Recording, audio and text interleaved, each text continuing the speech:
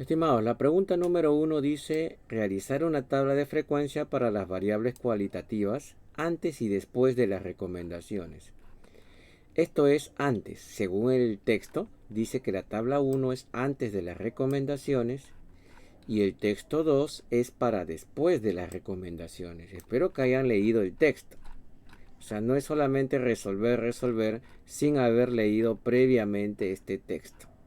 ¿Ya? Entonces, ¿y cuáles son las variables cualitativas? Son aquellas que se manifiestan con palabras cualitativa, cualitativa, cualitativa.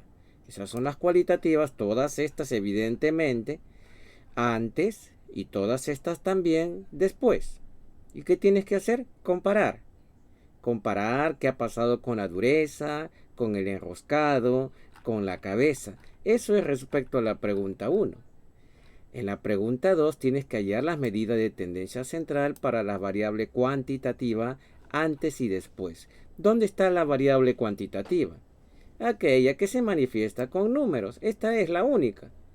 Antes y después tienes que hallar sus medidas de tendencia central. Nada más. Después, ¿cuál es la pregunta 3? Construir tabla de frecuencias con su respectivo histograma y polígono para las variables cuantitativas. La única cuantitativa es esta, ¿no? Entonces, para esto, crea su tabla de frecuencias y su histograma antes y después.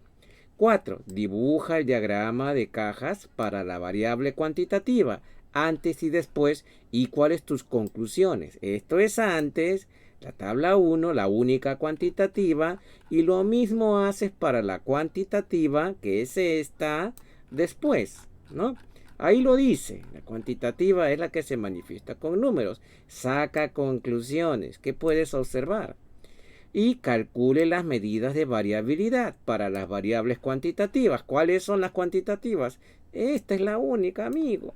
Antes con todos sus datos y después con todos sus datos. Eso es lo que se tiene que hacer.